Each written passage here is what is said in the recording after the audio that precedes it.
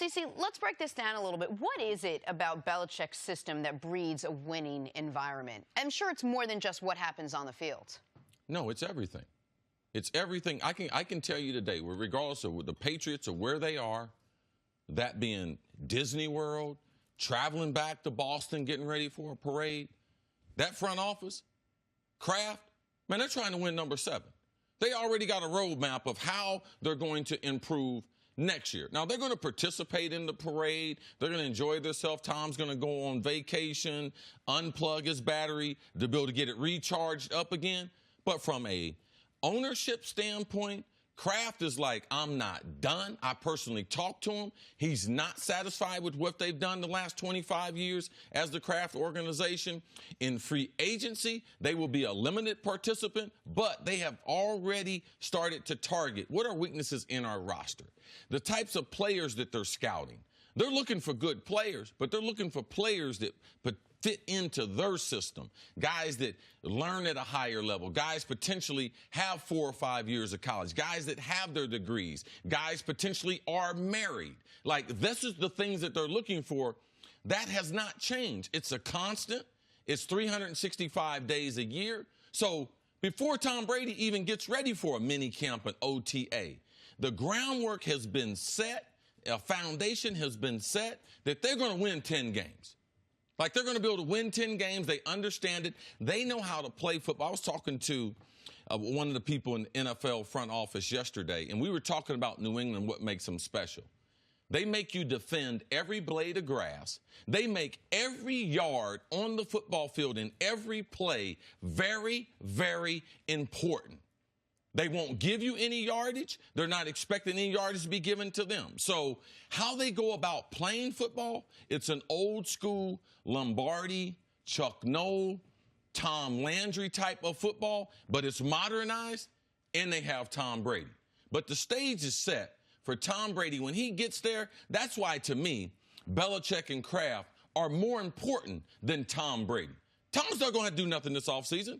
Him and Edelman going to go to Montana, play catch in the backyard, because he's got someone to be able to set the stage for him that you know. Tom's not going to have to give free agents a pep talk. He comes in the offseason, meets a new guy. Hey, I'm Tom Brady. But Belichick and Kraft, what they do to set the stage, that's the most important thing, and that's why this culture wins year in and year out. And what Brady was talking about there, where he says he makes it a challenging football environment, I think that is one of the most underrated but most important things they have in New England, which is, as Coach Mangini talks about all the time, it's not easy.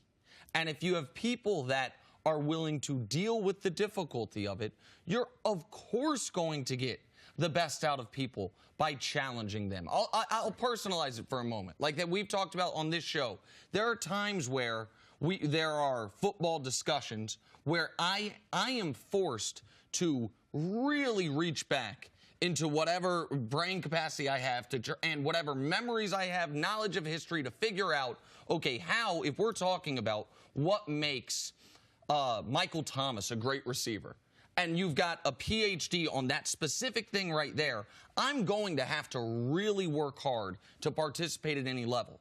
But at the end of that day, I'm a better broadcaster than I was at the beginning of that day. Like, you know what would be easy for me and fun, and I really enjoy? Rank the wide receivers. And I'd be great at that. But that doesn't necessarily make me better at what I do. And I think that's applicable to any walk of life. If you're up for the challenge, a challenge is good for you. Go ahead, Jenna. And to your point, exactly, which is something we talk about here, the challenge isn't, yes, I want to come to New England because I want to win.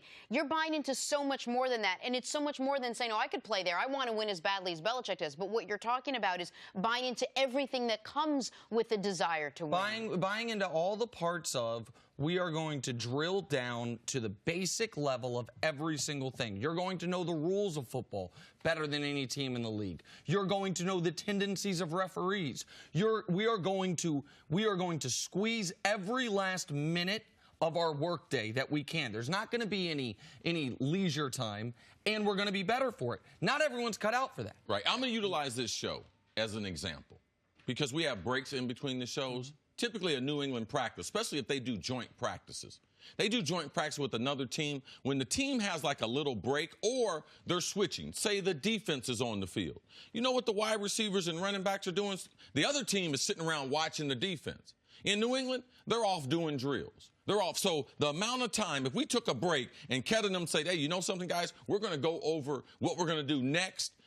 Like, it would require a different amount of focus than it would. That's what it does in New England. What they demand from you on a daily basis, it's not as much fun as other places. The only thing I can equate to in sports is like going to the University of Alabama with Nick Saban.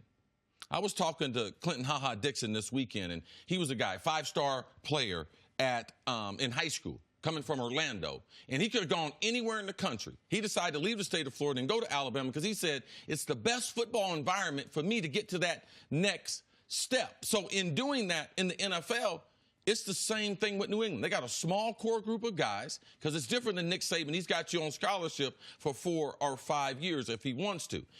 Belichick and Brady are going to have a core group of guys who understand. They're always going to have a young group of guys coming in because you need that with the draft and free agency and developing players. But it is the best think tank for football. It's no different than you have a young aspiring broadcaster. He grows up in Kansas City. You know, he's applying for schools. He sets a dream out and said, you know something, I'm going to go to Syracuse. Why? Because Syracuse is one of the top 5 broadcasting schools in the country. I'm going to go there because it's a think tank for broadcasters. But by the way, I'm also going to apply to Harvard and Yale. I'm going to apply to an Ivy League school because that's the think tank that the best thinkers in America or the world go to because they want to be pushed. You want to go to Harvard, Yale? It's just like going to Belichick in New England. Like, you're going to be taught at a higher level. You're going to be pushed at a higher level than the other football teams and organizations out there that get the best from you. No one understands how to win NFL games better than Bill Belichick.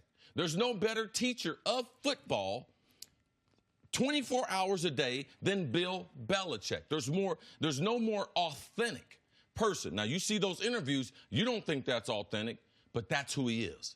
That's who the coach is. There's no more authentic way to learn football than what New England's doing. And because now they have the track record of success, they can force more onto you now than before. That's why Belichick had a problem in Cleveland, because he didn't have the track record. Right. Now he has that track record, and that's why assistant coaches, when they leave there, they don't have that track record by themselves, and that's one of the reasons why they struggle. And the payoff for all of that work, Super Bowl 53.